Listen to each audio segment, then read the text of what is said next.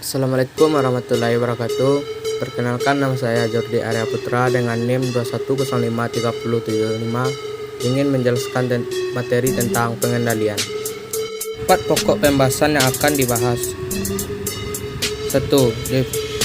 Definisi pengendalian. 2. Tipe-tipe dalam pengendalian. 3. Tahapan dalam proses pengendalian. 4. Metode dalam melakukan pengendalian. Definisi pengendalian. Pengendalian adalah proses mengawasi atau monitoring, membandingkan atau comparing, dan mengoreksi correcting suatu kerja. Tipe-tipe dalam pengendalian ada yaitu pengendalian feedforward, pengendalian konkuren, dan pengendalian feedback.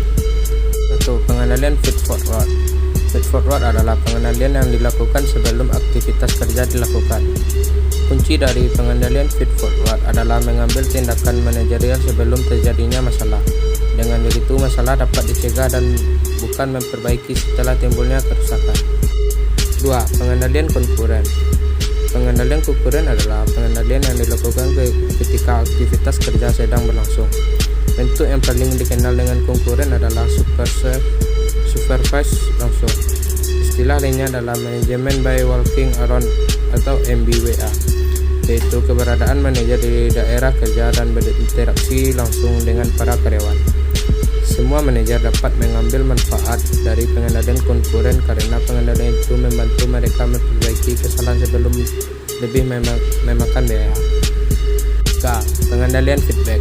Pengendalian feedback adalah pengendalian yang dilakukan setelah aktivitas kerja dilakukan. Pengendalian feedback memiliki 2 keunggulan antara lain. 1. Feedback memberikan informasi yang berarti bagi manajer mengenai keefektifan usaha perencanaan yang mereka lakukan. 2. Feedback dapat meningkatkan motivasi. Orang-orang ini mengetahui bagaimana kinerja mereka dan feedback memberikan informasi tersebut. Tahapan dalam proses pengendalian. Terdapat 3 tahapan dalam proses pengendalian, antara lain sebagai berikut. 1. Pengukuran. 2. Perbandingan. 3. Mengambil tindakan manajerial. 1. Tahap pengukuran.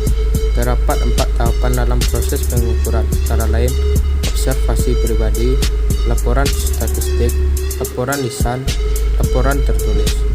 Tahap perbandingan. Langkah perbandingan menentukan variasi antara kinerja aktual dan standar. Meski variasi kinerja sudah dapat diduga dalam semua aktivitas, perlu ditentukan batasan variasi range of variation yang dapat diterima. European. Batasan variasi adalah parameter variasi yang dapat diterima antara kinerja aktual dengan standarnya. Tahap mengambil tindakan manajerial. Manajer dapat memilih dari 3 kemungkinan tindakan, yaitu 1. Tidak melakukan apa-apa. 2. Memperbaiki kinerja aktual. 3. Merevisi standar. Mengoreksi kinerja aktual. Satu keputusan yang harus diambil oleh manajer adalah dengan mengambil tindakan perbaikan segera, yaitu tindakan koreksi terhadap masalah saat itu juga agar kinerja kembali pada jalurnya, atau dengan tindakan perbaikan dasar, yaitu tindakan yang mengoreksi yang melihat bagaimana dan mengapa kinerja menyimpang sebelum mengoreksi sumber penyimpangan. Metode dalam proses pengendalian. Terdapat 2 metode dalam melakukan pengendalian, yaitu pengendalian non-kuantitatif dan pengendalian kuantitatif. Pengendalian non-kuantitatif. Pengendalian ini tidak melibatkan angka-angka dan dapat digunakan untuk mengawasi prestasi organisasi secara keseluruhan.